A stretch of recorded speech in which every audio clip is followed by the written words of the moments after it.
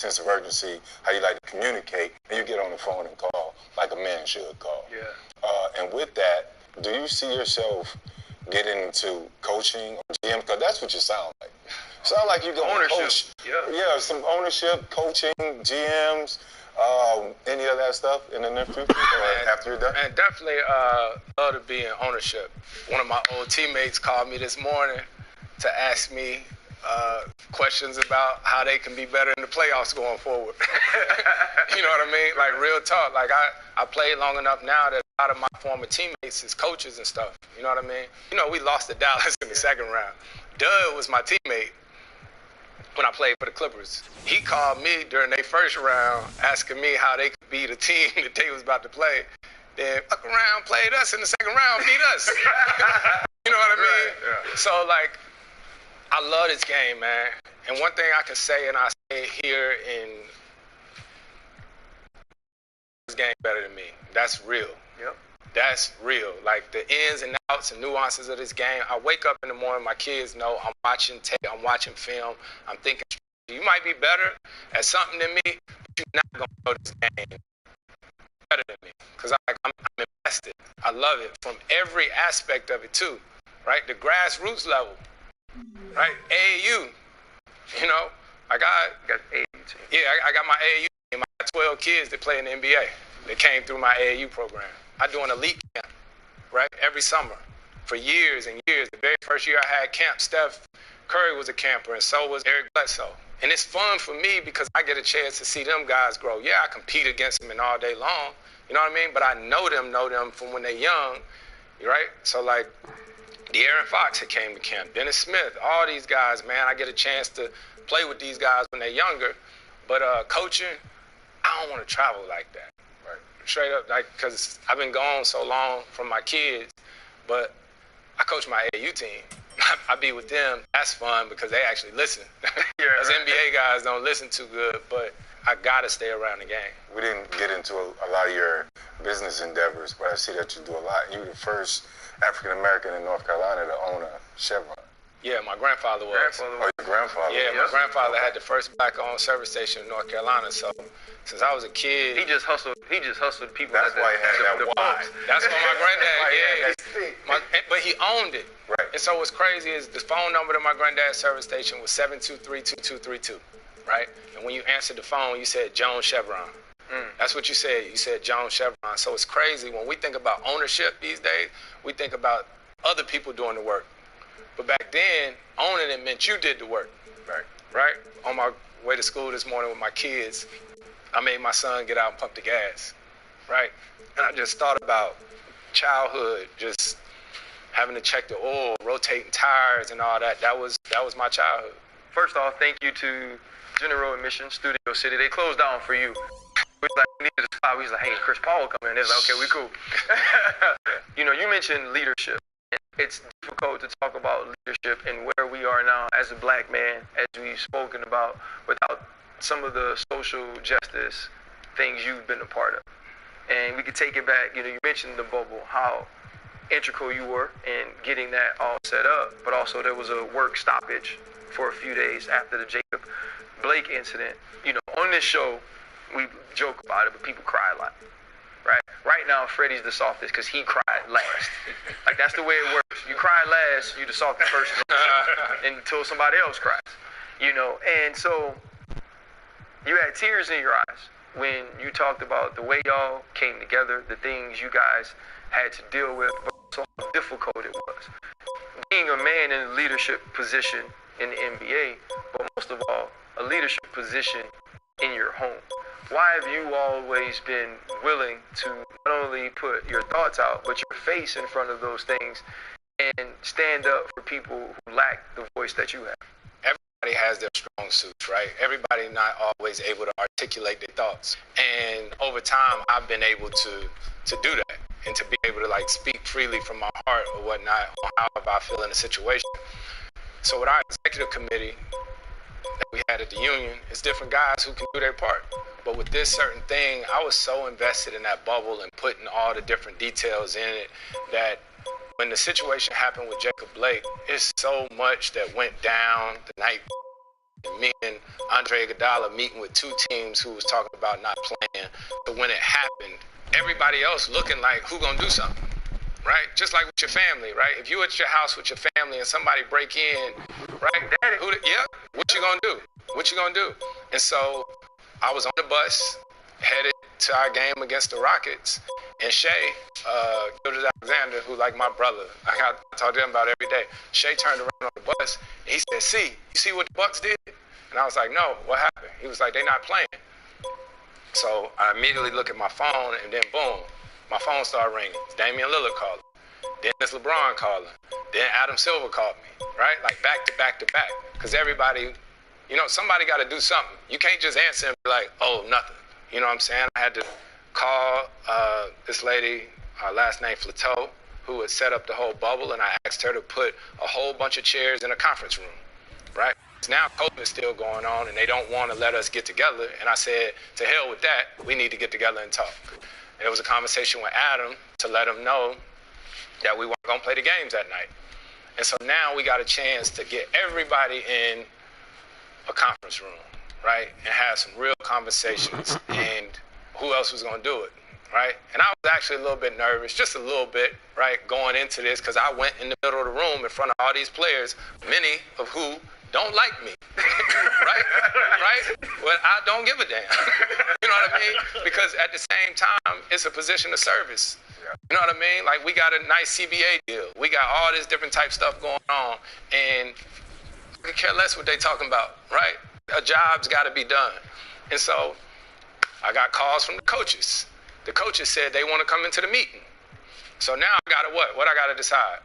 Whether or not the coach could come. Exactly. Thought about it. I talked to Doc, and I talked to, I can't think of the other coach I talked to, and I was like, yeah. They was like, we're part of y'all family too. We want to be in there. Coaches come in. I get a call. Guess who else said they wanted to come in? The referees, right?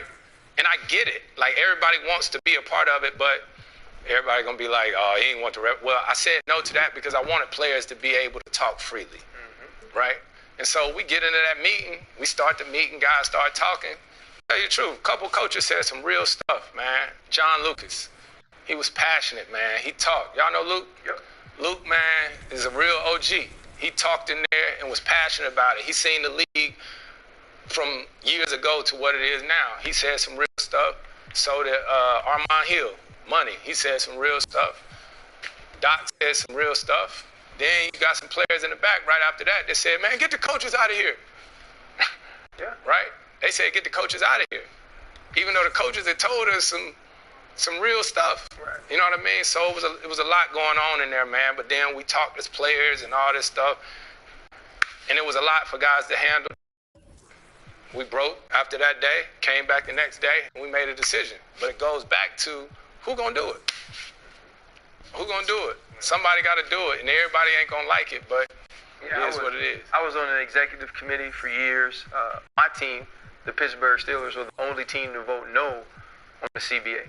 So imagine being the rep of the team that says no. Right. And you've been a rep on the team. You've been on the executive board. You've been the president. Like, you got to ride with your folks.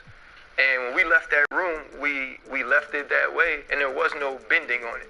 And we understood that the CBA was going to pass, but that's what leadership is, and you've done that your entire career. Our last question that we like to give our guests the floor is to ask them, the name of the show is The Pivot, is what has been their biggest pivot in life? What has been that moment that helped shape Chris Paul? What is that moment that changed your life, whether good or bad, that you'll never forget? And being that you're an author now and your book 61 comes out on June 20th, we know some of the events that have gone on in your life, but the floor is yours just to say and talk about something that helped make you. Dang, that's a deep question. That's Gets everybody. Yeah, it's tough because, I mean, I've been there for the birth of both of my kids.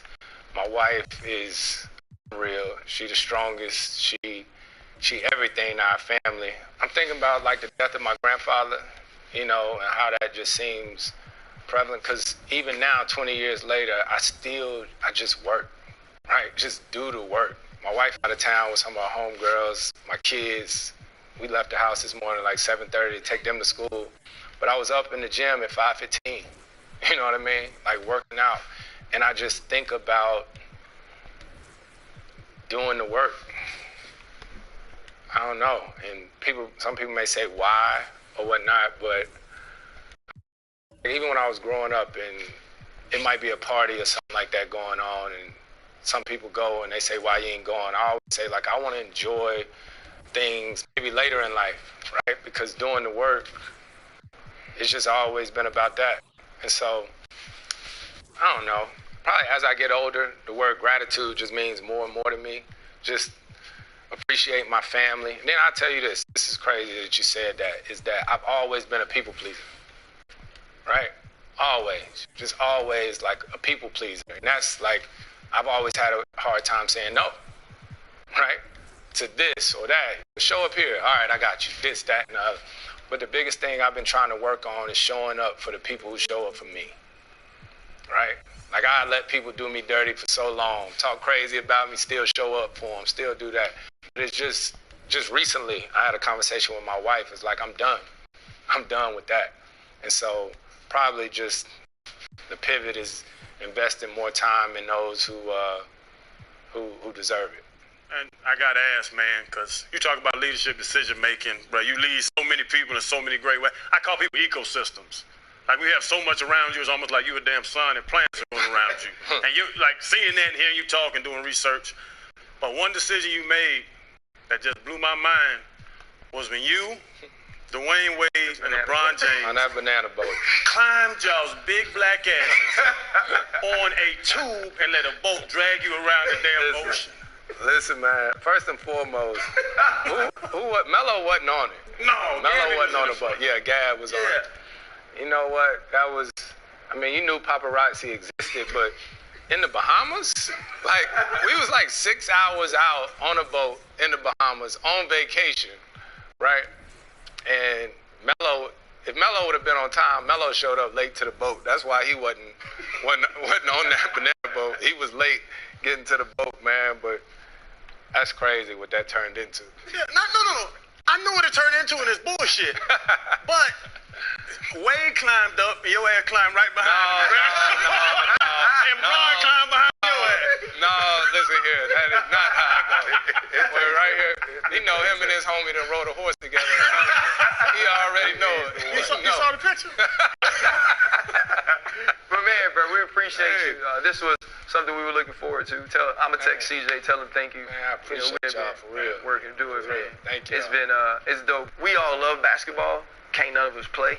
You know what I'm saying? But to get an opportunity to talk to you where the man is greater than the player and the player is a first ballot Hall of Famer, that's what our show is about. Yeah, what they all say, we all fall short. I ain't perfect by no means, man. Y'all know, like, always a work in progress, man. But I appreciate coming to talk and learn and hear from you guys too, man, because I ain't gonna keep talking. I know we gotta end, but one of the biggest things I learned is I got my homies that I grew up with, right?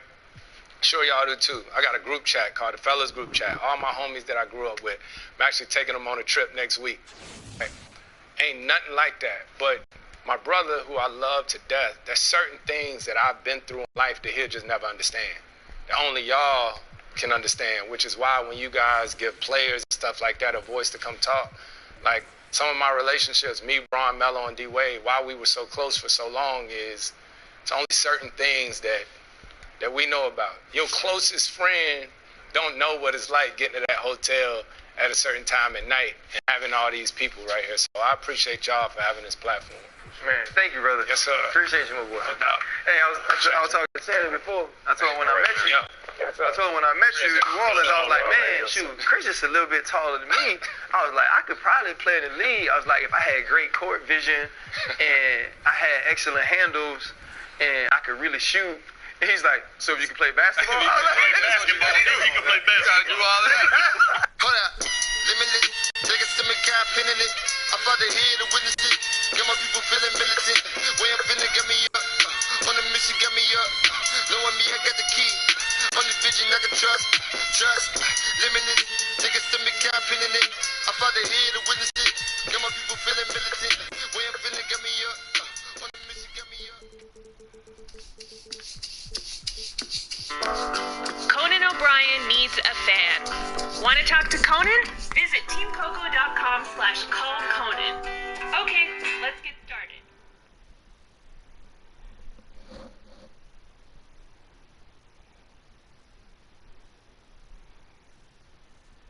Back to me.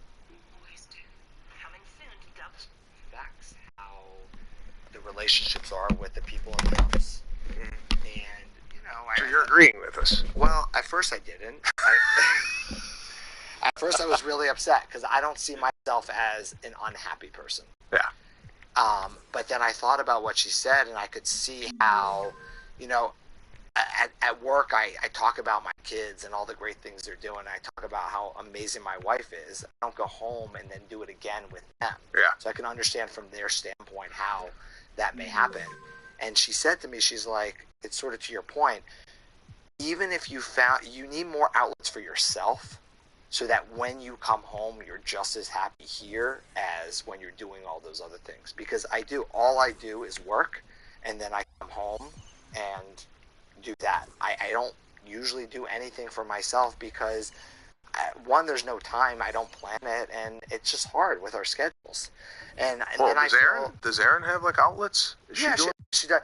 I mean, she loves to cook. Like, even cooking dinner for her, she loves to cook. She's like, come stand with me while I have a glass of wine and cook. Enjoy. She's doing Duolingo and teaching herself Italian and French. She's like, what things do you, she's like, you like golf. Go play golf with Sebastian. I'm like, yeah, well, he's a walking course. Autoimmune disease. So, things like that, because if you did more of those things, I think that when you came home, you would be a happier person, which was really hard for me to hear. But then thinking about it, I think she's right. I always felt I was being selfish if I did those things because it was taking away from family time. Yeah. But it's still like what you said. It's not the amount of time you're spending. It's the quality of that time. And if you're happy somewhere else and it makes you happier in the time at home, that's probably better. Yeah, I've struggled with the same thing, and it's like a guilt if you went to golf 4 hours or you went to get a spa day for yourself just to unwind. You felt like, that time I could have been spending with my family, but the time that you might have been spending with your family, you're a grump, you're disconnected, you're sitting there like, and I think that's great that Erin is also giving you that, like, hey, go and do this, because a lot of times there's a lot of women out there will not, like, you need to be home because I was here and now it's your turn. That whole, which I never understood. It's just my own. I think we got to get over our own feeling of guilt and trying to take care of ourselves and trying to recharge ourselves so we could come into those situations a lot more happy. Because I'm dealing with the same thing. I'm walking around the house going, oh fuck. I mean, I need to decompress, and I understand that the family wanting to do stuff and Lana wanting to engage and talk, but sometimes it's like, I'll give you an example. The other night, we just got the hot tub done, and I just wanted to go out into the hot tub alone, right? Just me and the water looking at the sky. She goes, hey, you want me to come out there? Now that's right. Right now, yeah.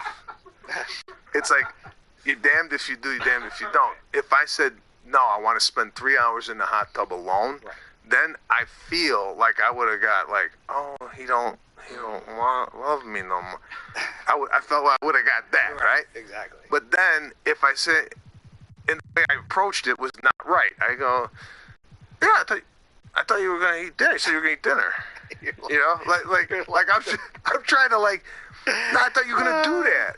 You were gonna. She goes, no, I'll bring my dinner out there. Oh fuck, she's gonna bring the dinner out to the hot tub.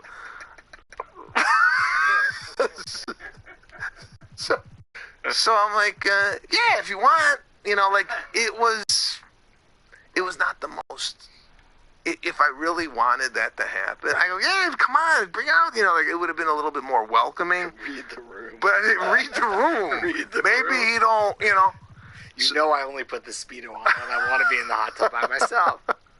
So I went out there, and she came out with the dinner, the whole thing. And she's like, so what's going on? She wanted me to talk. I I don't got any more. I didn't have any more left to give. Right. Because I think, like what you say, you're at the office, right? You're giving out all this energy, right? 8 hours, 8+ hours, all I do is talk. Yeah. And, like, I love it. And I'm animated, and I'm telling jokes, and, talking about my family. Like, everybody, you know me. I'm always telling stories about my girls and stuff. So when I come home, it's hard because they're the ones who really should be hearing that. Yeah. But then I'm like, I don't want to talk anymore. And the basketball, I just want to sit. And then she's like, all you do is come home and sit. That's not fun for anybody. Well, it's not. But then, okay, well, what do you do from work? What do you do? Do you go and is it a workout that you got to do to clear your head? No, I got to find some things. Or do you go to do you go get acupuncture? Whatever the hell you're going to do, whatever activity it is that you need to kind of wipe your work face off and then come in. But, like, it's difficult. I mean, it's like, there's only a certain amount of hours in the day. You come home at 7:30, and it's like, how was your day? And then maybe you don't. It's like, I don't. It doesn't take a lot to recharge. I just don't plan it. Like, it'd be great. Like, even 24 hours holds a lot of time. Because we do a lot of family trips, which, I love more than anything because we've talked about, I think, experience is what kids remember more than gifts or anything else. So and Aaron does such a great job of planning those ahead of time, and that's what I love more than anything throughout the year. But then I think you need some one-on-one. Like, she just did a one-on-one trip for the weekend to Texas with a girlfriend from dental school, and she came, like, it's like a recharging. Like spending 24, 48 hours and going on and doing, like, golf or something, or a medical retreat for you. We can 3D print new parts. Fuck. I know. So, anyways, we need to find some things because I got permission. Well, that's good. I mean, and we had this. It's funny that we have these conversations at the same time. Like Lana and I last night. She told me, she's like, you kind of want like this bachelor lifestyle. I go, you ever have something that like really in a conversation really like it stings because it's totally not the case. I go, what, bachelor lifestyle? And she goes, no, I didn't say it. You ever repeat what they just told you? And then they said I didn't say that? I want our house tape recorded. Yeah. So I'm like, she's like, no, I didn't. I'm like, yeah, you did. You just said that. I literally, you said that, and I repeated and what you just said. I said didn't happen. So yeah. like, both things. You said it, but I did not. How does that work? She goes, I didn't say you wanted a bachelor lifestyle. I go, I just told you what. She goes, no. What I said was, you are living a bachelor life. I go, what, the living? It's just the bachelor lifestyle was in the sentence. Yeah. So I said, and then I get, I'm sorry. It's another thing. I get hot. Yeah.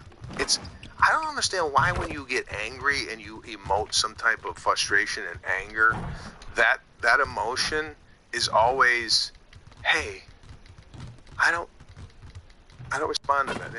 Or if I get a little loud with the kids, hey, that's not right. But if you get happy, right, and that emotion is abundant, no one ever goes, stop being happy, man. Right. So I don't know why anger all of a sudden is looked upon as an emotion. Emotions for reasons, right? Yeah, you have it's to like go through multiple emotions. Yeah. I'm sorry, it's just, so, because.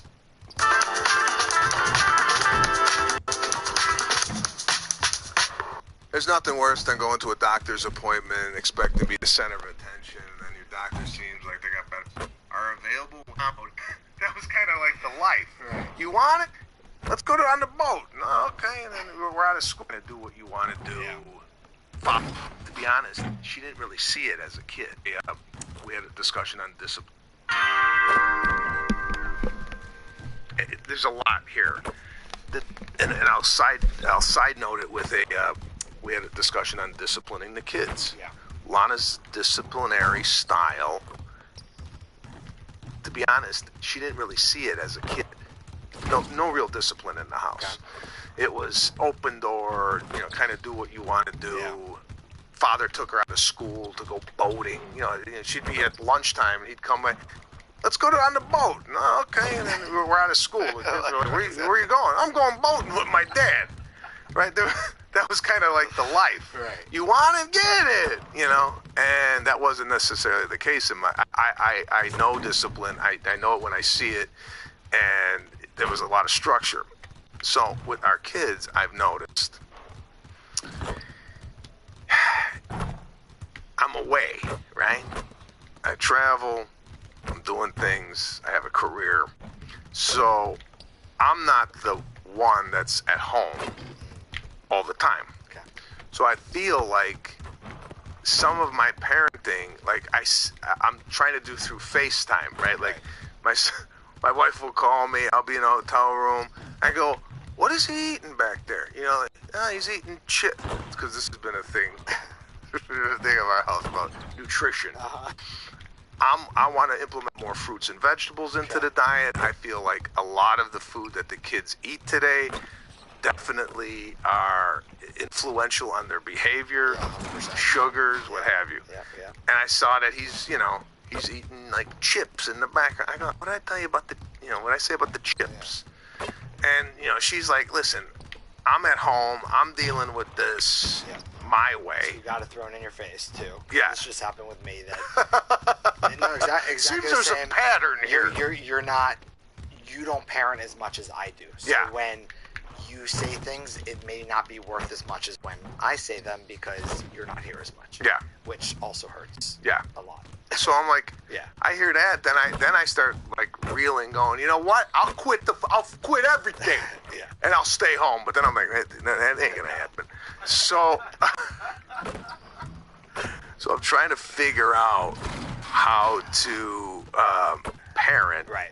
instill the things I want to instill. But when I leave, I feel like, because I cook, right? Right. I made the kids last night. I made them some meat, some peppers, some potatoes.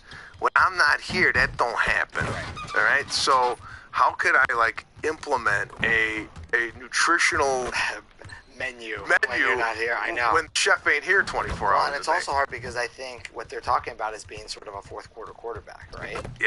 It's like, well, you haven't been home all day. You walk in the door, you see one thing, and you're upset about it. Yeah. You haven't been here all day. Like, that shouldn't be the first thing out of your mouth. Yeah. I hear a lot, and again, like, this is very cathartic for me because as I say it, I realize that the feedback that I'm getting is correct, and I need to do a better job at this. But I've been told, say 5 nice things before you say one negative thing. You don't realize you're doing it, right? It's the same thing. I've worked all day. I come home, and somebody's on their iPhone and hasn't finished their homework. My first thing out of my mouth is not like, hey, honey, how was your day? What was your favorite thing today? What are you doing with friends? Like, why aren't you doing your homework? And then the kids look at me like, all he cares about when he gets home is, am I doing the work? So it comes off as like a negative interaction. So I can understand how that's looked upon. But like you said, you just want to instill like, we got to do our homework. We got to eat well. We got to do all these things. So when you see it, it's hard for you not to say something. Like, how do you not say it? Yeah. What do you do? What do you got to say? Oh, hey, everything looks great over there. The house looks, you're really doing a great job. Oh, by the way, why is he eating chips? Yeah. I go right to the fucking chip. I do the same too. But this I know. And listen, I like the fact that we could look at our mistakes and try and correct it. And I often tell Lana, I go, at least I could analyze. I just feel like Bill Burr does a great bit on this. He says, why are we always working on me? Like, yeah. Right. Everybody else is fine. It's just me that's the problem. Yeah. Everybody else is perfect. Yeah. It's like, oh, you're a grump. You come home, you're negative. It's like, all right, well, yeah. Maybe that's the case, but there's 3 other fucking people in the house. Maybe that's why I'm coming home angry.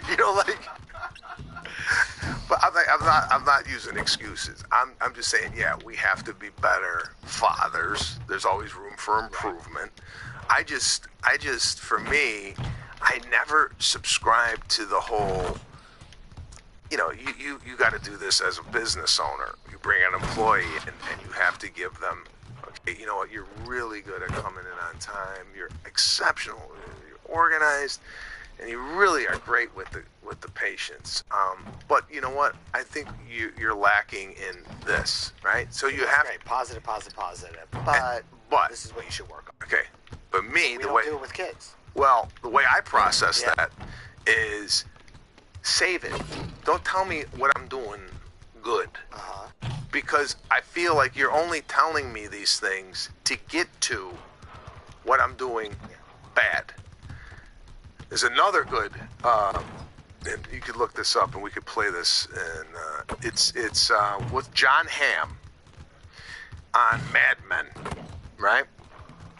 He's doing a speech to one of his employees, and she's wondering why she's not getting the kudos from him. I'm not going to describe it anymore because I'm going to give it away. This is not necessarily how I feel towards other people, but it's kind of the way I was brought up, in the sense where this is a little harsh and a little old school, but kind of the way I felt as an employee in the corporate world. But it's interesting because your personality, and I'm similar in this way. You would rather know what you're doing wrong so you can improve on it. Yes. And it's funny you said that, because I remember early on, I don't know if you've seen this with your girl, with your son and daughter, parent-teacher conferences. So I remember going to parent-teacher conferences, and they'd start off, and they're great, and all I was thinking is, that's wonderful. I think my kid's great too. Tell me what we can improve on, because the great doesn't help me and doesn't help them in school get better at everything. If everything's perfect, then why are we here? So really hit me with, you know what, we could be doing a little more of this, that, because that is helpful, constructive criticism. So for me, and I think you're the same way, but I think a lot of people really just want to hear, and nowadays, the accolades of everything's great. Yeah, I felt the same way at the parent-teacher conference. I went in, and I actually told them, I go, yeah, that's great and everything, but I wanted to know, is she saying please and thank you? Is she playing with the other kids well? You know, like I was like, what do we need to like strengthen? Yeah, she's sweet, she's nice, I get it, you know, but let's like, and as an adult, I don't need to hear it. I don't need to hear. And what is it? I mean, do you need to hear how great of a doctor you are? No, actually, again, like, I want to know how to improve. But I think people nowadays, like you said, I think the workforce, there's a lot more of people wanting to hear only the positive. And when they hear negative, like, you can't say that to me. The funny part about the parent-teacher conference I hear from patients is, like, they'll get, like, years of great, and then all of a sudden they'll get called in and they'll be like, your kid's a disaster. And they're like, well, how long has that been going on for? You always said everything was great. Like, oh, no, it's been going on for a while, but we just... to be a battle of big men down low. Well, you know, Kevin, no question about it. These are two very talented teams in the post. I mean, each used to owning the advantage in the paint, and I'm very interested to see the chess match inside tonight. Why don't you turn that So Johnson sitting on the Are you out of your mind? Here's how the floor looks for You gave me 20 ideas, and I picked out one of them that was a kernel that became that commercial. So you remember? I do. It was something about a cowboy. One of the things that endeared Miles Bridges to his college coach was he was a superstar in talent, but played with a blue-collar mindset. And he makes the first. Greg, you've been talking about the best conditioned players in the league, and Miles Bridges is right up there. Yeah, Miles second in total minutes played over the 21-22 campaign. Yeah, this is the 50s, right? No relation. Look, I always thought, like, more. the pay Both free throws was from the Bridges. reward. They like, might be that's the most what the money's for. team, Right? Clark, You know, in like, the you NBA. constantly need to go around telling people you're fantastic, you're doing Yeah, I great. agree, Kevin. I mean, they're extremely It's finding the balance, They are exciting to watch. Absolutely. LaMelo I think everybody... he can do just talking about about everything. everybody responds the to a Hornets, different a lot of fun to watch for sure. And cutting to the rim with assertiveness, MP has no problems taking charge. better when they get a raise. Now it on passes to Baldwin. For three. Try to figure out, especially as a business owner, what do people respond Bridges to against Markkanen. Pass to Baldwin. Beyond the arc. No, and the Hornets miss again. You got 80 people early on, 3 misses to open the game. Okay, this one right now is still trying to find its way. This one, you can tell exactly how. MP passes to Going back to like what you said about Markin the throws it parenting, down. is that like That's how a you great set setup up by that MP. sort This of guy is framework as that unselfish happens as they whether come. you're there or not. Here's Rozier. Coming in off a 21-point game his last outing. And I think it is what we're talking about, finding that balance of. Now here's Melida. He's guarded closely. The rebound by the Spurs. Yeah, scoreless here early after their first 4 shots. They right now are searching for a bucket. Nice shot by Randolph. The defense made it too easy for him on that one. Owens finds his teammate for the deuce. Fluctuations in normal sugar levels are one of the big reasons kids have. Baldwin looking for the opening. Here's Melody.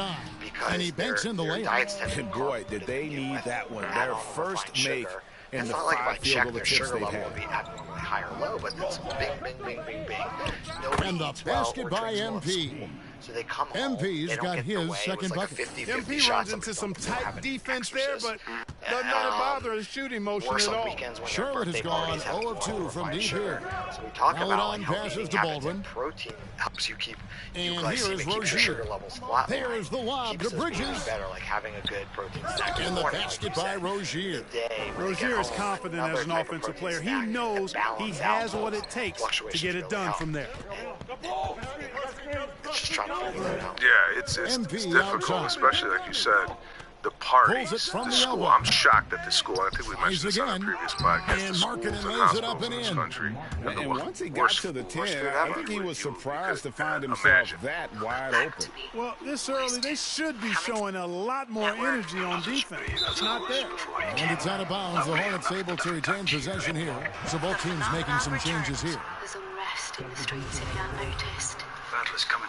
With a bold new season of trials. I love this land. I want to vapor it. And a love Here's that is Rozier. truly timeless. He's been putting up the points on a very steady basis, averaging around 17.5 points a game. Exclusively on W. Stream on Stack TV. Now about 3 minutes gone in the first quarter.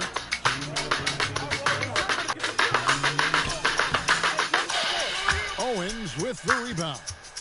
Spurs leading by 4. Johnson in the corner. There's the 3. Bangs home the trifecta. Toy time. So I got a question. When you go from Sebastian just did his premieres in Chicago, and so it's Baldwin with it. He brings it up for the Hornets. Rozier kicks to Baldwin. Over Johnson. And the Hornets miss again. And then I think like he wants that one back. I mean, more often than not, he'll sink that mid-range jumper. And looks like the illegal kick was set. Yep, that's right. That'll get your attention. And not the most common call you'll see in the NBA, but how do you balance that? Those two lives. Well, no, this for me, these podcasts are more like. So with Johnson sitting on the bench. Here's how the floor looks for Greg Popovich. Owens is out there with MP. Then there's Markkanen. And it's Randolph in at the center position. Here's MP. Offensive rebound. It's not as glamorous as walking the red carpet and getting your photo taken. From deep three-point range, a new 14-second shot clock for San Antonio. And the basket by Owens. They should continue to get the ball inside. The defense struggling to contain them. And when you make 5 in a row in close like that, it also takes pressure off your perimeter guys, too.